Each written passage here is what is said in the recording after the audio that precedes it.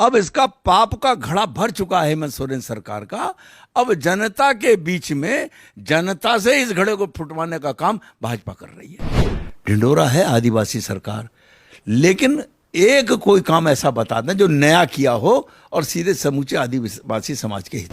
रघुवर दास जी की सरकार ने जो औद्योगिकरण किया था है, वो औद्योगिकरण को हेमंत सोरेन की सरकार ने बंद किया। औद्योगिकरण का मतलब नहीं कि किसी सेठ साहूकार की आमदनी बढ़ जाएगी। औद्योगिकरण का अर्थ होता है बेरोजगार नौजवान के हाथ को रोजगार मिलेगा। इन्होंने उन बेरोजगार नौजवानों के हाथ का रोजगार छीनने का काम किया है। वो है, उस व्यक्ति का नाम है हेमंत सोरेन। 24 के चुनाव के लिए एकजुट हैया करके किले के दरवाजे पर आक्रमण करने की तैयारी में है और बिल्कुल उसका परिणाम उसी रूप में आएगा।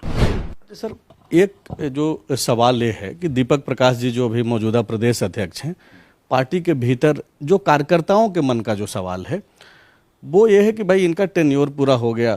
3 साल में इनकी अध्यक्षता में कई सारे उपचुनाव हुए, 5 उपचुनाव हुए हैं। ये जो 5वां उपचुनाव रामगढ़ में जिसको लेकर के आप लोगों ने मिठाई भी बांटी, एक दूसरे को मिठाई खिलाई, वो आजसू का पारंपरिक सीट एक तरीके से रहा। वहाँ पे आजसू के कैंडिडेट पहले से भी जीतते रहे।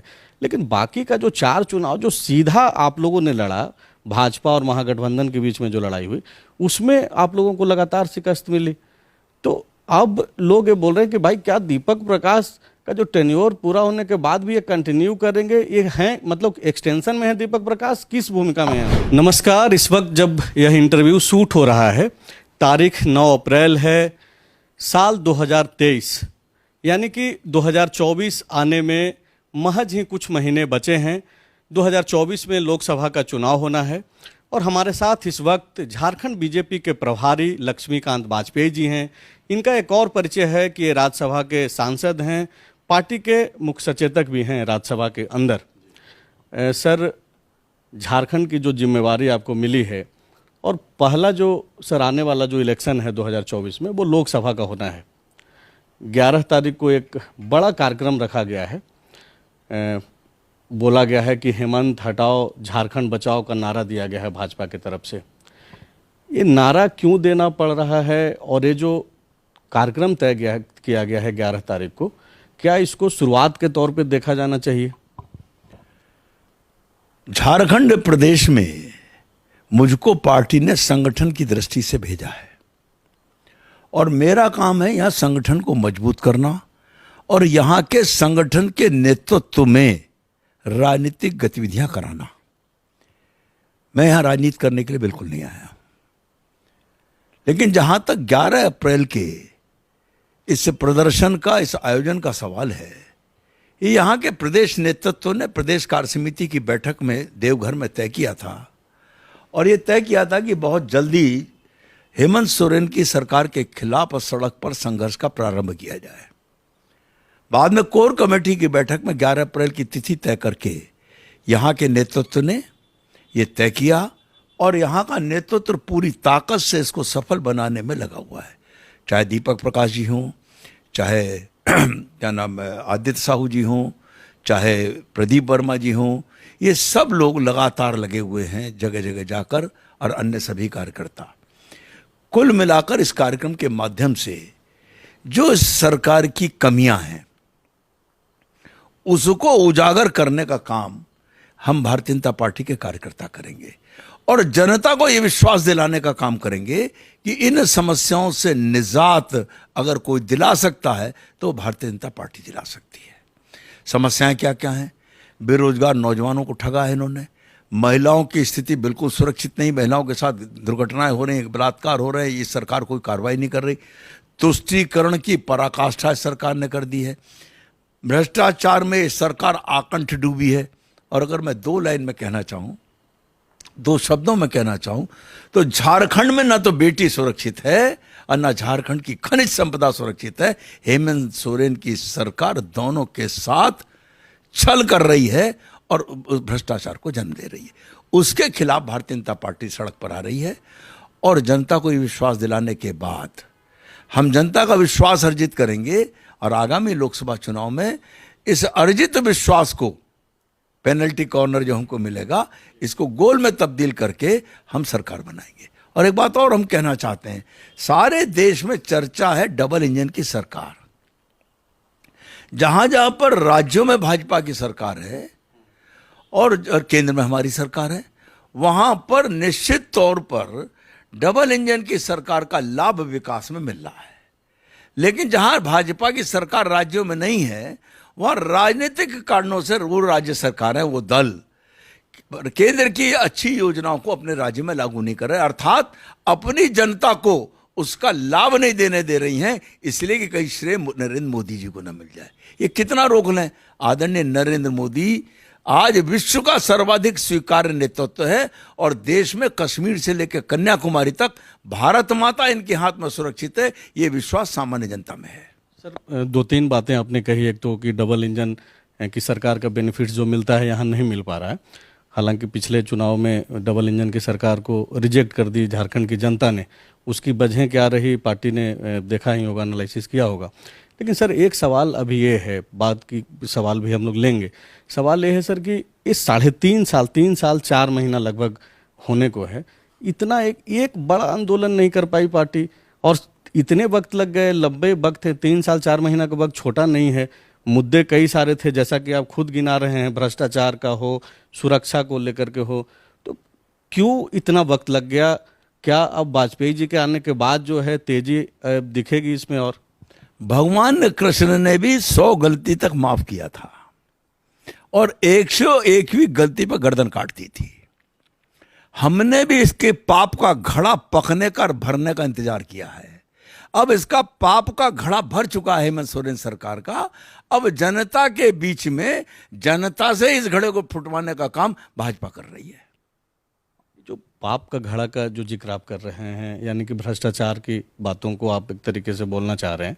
लेकिन सर, जो चीज़ें सामने आई भ्रष्टाचार को लेकर के खास करके बात करें, और जो चेहरे उसमें संलिप्त दिखे, उसके तार कहीं ना कहीं आपकी जो भाजपा की जो पिछली सरकार थी उससे जुड़े। चाहे वो आप पूजा सिंघल का नाम ले लें, अभी वीरेंद्र राम हैं उनका नाम ले लें, कई सारे जो लाइजनर रहे जो राजनीतिक गलियारों में जिनका नाम रहा, प्रेम प्रकाश हो, विशाल चौधरी हो, इन सारे लोगों का भी कनेक्शन पिछली सरकारें में रही। तो क्या एक बड़ी वजह ये भी रही कि भाई आप लोग खुल करके हेमंत सोरेन की सरकार पे उस तरीके से मुखरता के साथ नहीं बोल पा रहे हैं ऐसे बड़े मुद्दों पे? ऐसा बिल्कुल नहीं है। मैंने कहा ना कि 101वीं गलती पे गर्दन कटी है। और अब जब आरा चलेगा तो जो भ्रष्ट होगा वो जाएगा, वो कोई हो। और भ्रष्टाचार से समझौता कम से कम आदरणीय नरेंद्र मोदी जी नहीं करते हैं, और देश में नरेंद्र मोदी जी की सरकार है, कोई भ्रष्टाचारी बचेगा नहीं, ये आप निश्चित मान के चलिए। वो भ्रष्टाचारी कोई भी हो और कहीं भी हो, किसी भी पार्टी की, किसी भी पार्टी का हो। अच्छा सर, एक जो सवाल ये है कि दीपक प्रकाश जी जो अभी मौजूदा प्रदेश अध्यक्ष हैं, पार्टी के भीतर जो कार्यकर्ताओं के मन का जो सवाल है वो ये है कि भाई इनका टेन्योर पूरा हो गया। 3 साल में इनकी अध्यक्षता में कई सारे उपचुनाव हुए, 5 उपचुनाव हुए हैं। ये जो 5वां उपचुनाव रामगढ़ में, जिसको लेकर के आप लोगों ने मिठाई भी बांटी, एक दूसरे को मिठाई खिलाई, वो आजसू का पारंपरिक सीट एक तरीके से रहा। वहाँ पे आजसू के कैंडिडेट पहले से भी जीतते रहे। लेकिन बाकी का जो 4 चुनाव जो सीधा आप लोगों ने लड़ा, भाजपा और महागठबंधन के बीच में जो लड़ाई हुई, उसमें आप लोगों को लगातार शिकस्त मिली। तो अब लोग ये बोल रहे हैं कि भाई क्या दीपक प्रकाश का जो टेन्योर पूरा होने के बाद भी ये कंटिन्यू करेंगे? ये हैं, मतलब एक्सटेंशन में है दीपक प्रकाश, किस भूमिका में है अभी फिलहाल? आज की तारीख में झारखंड प्रदेश के माननीय अध्यक्ष श्री दीपक प्रकाश जी हैं। आज की बात करनी चाहिए या बीती से सबक लेना चाहिए? वर्तमान का निर्णय तो समय आने पे किया जाएगा, लेकिन इतिहास से तो हम लोग सबक लेते हैं। दीपक प्रकाश जी हमारे अध्यक्ष हैं और दीपक प्रकाश जी के नेतृत्व में ही रामगढ़ का चुनाव लड़ा गया है। दीपक प्रकाश के नेतृत्व में 11 तारीख का प्रदर्शन होगा और इन सब में से भाजपा का उदय होगा। मतलब आप ये फॉलोअप के जरिए संदेश दे रहे हैं अपने बीजेपी के कार्यकर्ताओं को कि आने वाले वक्त में भी जो है दीपक प्रकाश जी के नेतृत्व में पार्टी जाएगी चुनाव। आज की तारीख में जो अध्यक्ष है उसी का नेतृत्व माना जाएगा, और भविष्य में क्या होगा ये अलग विषय है। लेकिन दीपक प्रकाश जी के नेतृत्व में ही रामगढ़ का चुनाव लड़ा गया। दीपक प्रकाश जी के नेतृत्व में ये 11 तारीख का प्रदर्शन होगा, उसमें भी सफलता मिली और इसमें भी सफलता मिलेगी। सर, आपका बहुत बड़ा कद है पार्टी में, संगठन में। आप मतलब ये स्वीकार कर रहे हैं कि रामगढ़ का जो उपचुनाव था वो दीपक प्रकाश जी के नेतृत्व में लड़ा गया? आखिर पद पे जो आदमी बैठा है तो माना तो उसी का नेतृत्व जाएगा ना। मेरा ये कहना है कारण हो सकते हैं, लेकिन उन कारणों का अगर पिछली समय पे वो कारण कहीं नुकसान दे गए तो आज उस कारणों को ठीक करने का काम भी तो इसी नेतृत्व ने किया है, और नेतृत्व ने किया तो सर हम चुनाव जीते हैं, और लगातार अब जीत का क्रम शुरू हुआ है। जीत का क्रम चालू जारी रहेगा, और भगवान की कृपा मिलेगी और जनता का आशीर्वाद मिलेगा। सर शुरुआती जब हम लोग इंटरव्यू शुरुआत कर रहे थे तो आपने संगठन को मजबूत करने की बात एक कही। सर अब काफ़ी दिन हो गए हैं आपको प्रभारी बने हुए, 3-4 दौरा ऑलरेडी आप कर चुके हैं यहाँ पे, 7 ये 8वां दौरा है। तो सर आपको लगता है कि पार्टी एकजुट है, बड़े नेता जो हम लोग जो मीडिया में दिखाते हैं, हो सकता है कि मीडिया की खबरों को आप नकार दें कि सारी बातें झूठी है, लेकिन संगठन के तौर पे जब आप देख पा रहे होंगे, जो अनुभव कर रहे हैं, आपको लगता है कि सारे लोग एकजुट हैं और अब जो परिस्थिति है जा सकते हैं चुनाव में? निश्चित तौर पर मैंने कहा ना, बीती ताही बिसार दे और आगे की सुध ले। बीते से सबक लेकर अगला भविष्य गढ़ना चाहिए। भारतीय जनता पार्टी बीते अनुभवों से सीखकर अगला भविष्य गढ़ने की तैयारी में है, और उसी क्रम में 11 तारीख का ये प्रदर्शन है। मतलब वाजपेयी जी ये बोल रहे हैं कि चाहे वो अर्जुन मुंडा हो, रघुवर दास हो, मौजूदा जो प्रदेश अध्यक्ष हैं वो हों, दीपक प्रकाश हों, या फिर बाबूलाल मरांडी हों, सारे लोग एकजुट हैं, कोई अंदर में किसी खींचातानी नहीं है। आज की तारीख में, क्योंकि मैं सबसे मिलता हूं, सब लोग मुझसे मिलते हैं, कार्यकर्ता भी मुझसे खुल के बात कर रहा है, नेतृत्व भी कर रहा है। मैं इस कहने की स्थिति में हूं कि भारतीय जनता पार्टी 24 के चुनाव के लिए एकजुट हैया करके किले के दरवाजे पर आक्रमण करने की तैयारी में है, और बिल्कुल उसका परिणाम उसी रूप में आएगा।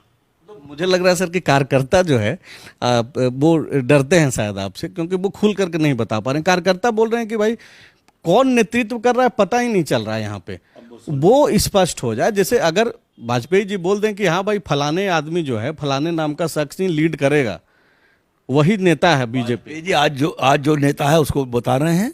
दूसरी बात बता दूं, शायद कार्यकर्ता ने जितना खुल के मुझसे बोला है पहले कभी नहीं बोला होगा। मुझे नहीं कहना चाहिए, लेकिन मैं सच बता रहा हूँ। 650 पर्चियाँ इकट्ठा हैं मेरे पास।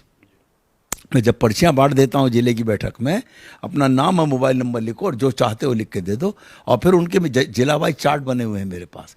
सबको पढ़ने और अध्ययन करने के बाद मैं आज आपसे ये बात जो कर रहा हूँ, निश्चित तौर पर 2024 में हम परिणाम भी अनुकूल लेंगे, और आपके जो एक सामान्यतः जनमानस में भ्रम बना हुआ है, ये भ्रम भी निवारण होगा, और सरकार 14 की 14 लोकसभा सीट भाजपा जीत के जाएगी। मैं एक बात और कहना चाहता हूँ, प्रदेश की जनता से विचार करने का निवेदन करना चाहता हूँ कि रघुवर दास जी की सरकार थी, बाबूलाल मरांडी जी की सरकार थी, इन्होंने जनहित के काम किए, लेकिन क्या हेमंत सोरेन जी ये बताने की स्थिति में होंगे कि आदिवासियों के हित में उन्होंने क्या काम किया?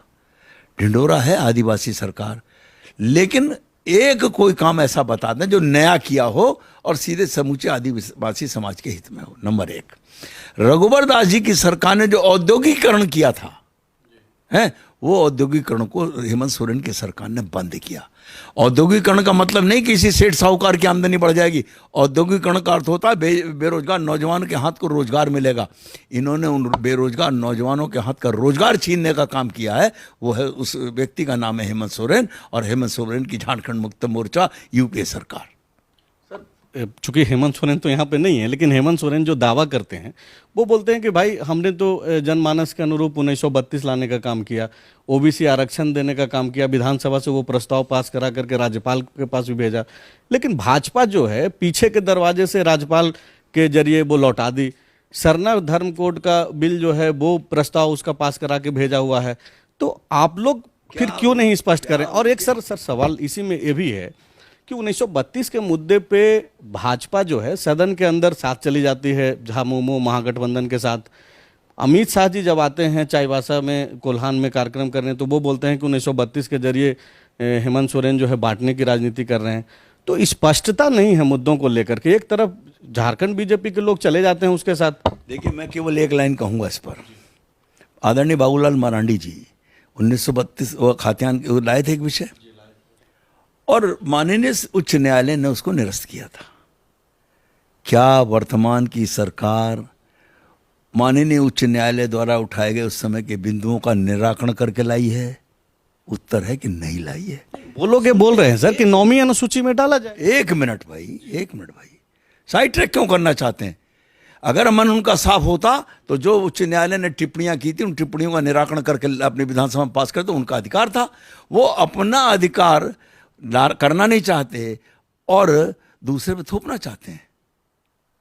तो ये आप सर मानते हैं कि चूंकि जो गलतियां आप गिना रहे हैं कि जो त्रुटियां थी उसको सुधारे बगैर लाया गया विधानसभा से, तो उस दौरान आप ये मान रहे हैं कि भाजपा को समर्थन नहीं करना चाहिए था सदन के? भाजपा ने जो कुछ किया अपनी जगह उस समय ठीक किया है और मैं निश्चित बता रहा हूँ इन सब समस्याओं का हल है प्रदेश में डबल इंजन की सरकार, यानी कमल के फूल की सरकार, आदरणीय नरेंद्र मोदी की केंद्र की सरकार और प्रदेश में भाजपा की सरकार मिलकर जब करेगी, समस्याओं का निदान भी होगा और जनता को सुरक्षा भी महसूस होगी, खनिज की लूट भी बंद होगी, बहु बेटियों के साथ बलात्कार की घटनाएं बंद होंगी, तुष्टीकरण की पराकाष्ठा समाप्त होगी, बेरोजगार नौजवानों को रोजगार मिलेगा।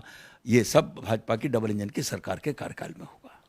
अच्छा सर, क्या इस बार और आने वाले वक्त में भाजपा जो है यूपी फॉर्मूला पे काम करेगी झारखंड में?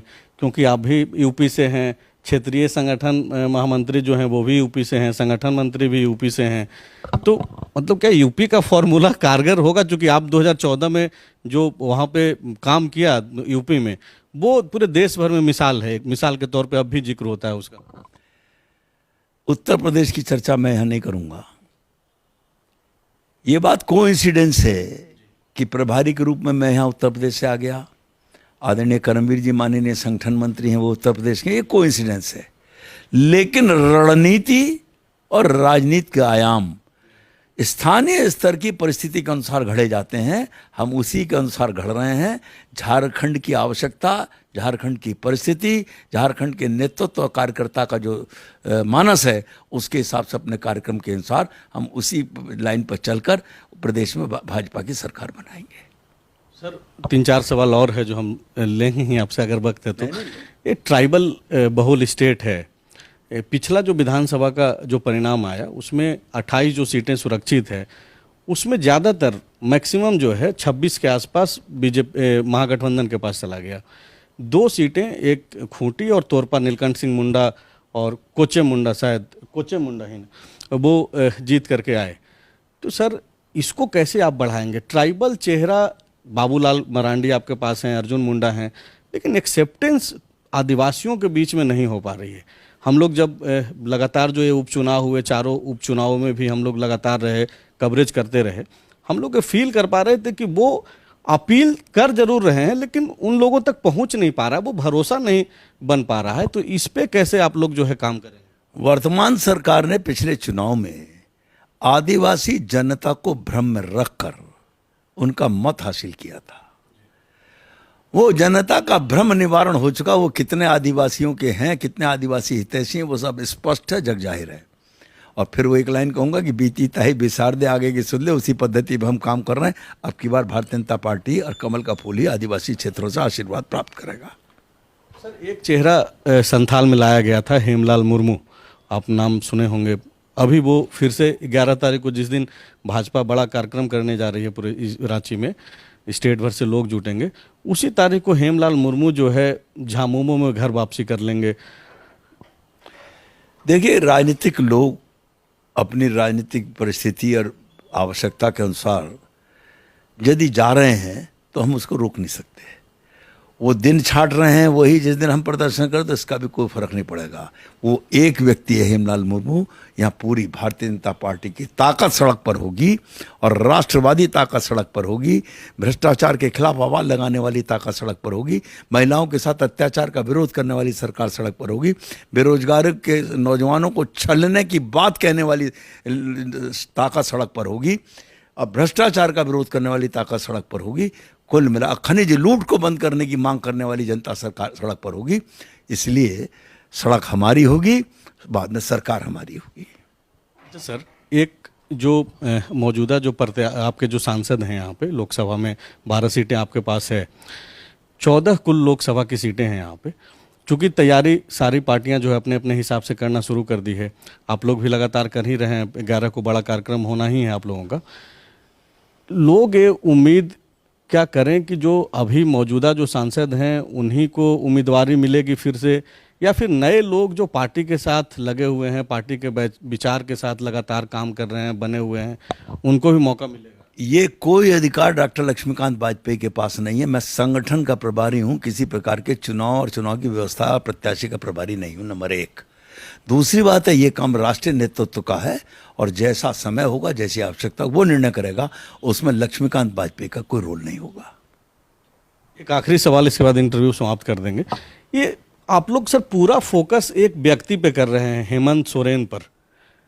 मुद्दे कई सारे हैं, लेकिन जो नारा भी दिया गया है कि हेमंत हटाओ झारखंड बचाओ का नारा है, तो क्या हेमंत सोरेन भाजपा की नज़र में इतना बड़ा कद हो गए हैं झारखंड में कि बीजेपी को हेमंत सोरेन के नाम से संबंधित नारा देना पड़ रहा है, स्लोगन देना पड़ रहा है? ये गलतफहमी अगर हो किसी को तो हमें तो है नहीं।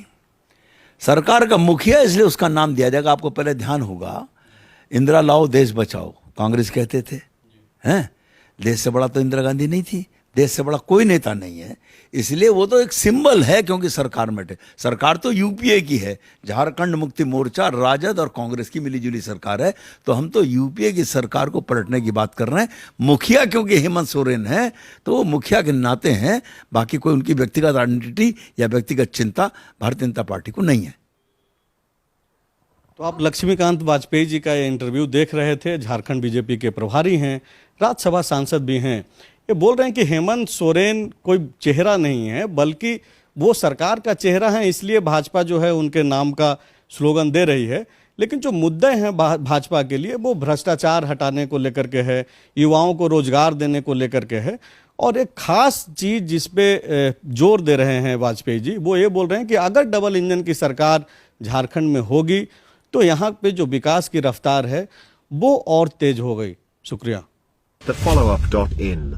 Like, share, and subscribe. www.thefollowup.in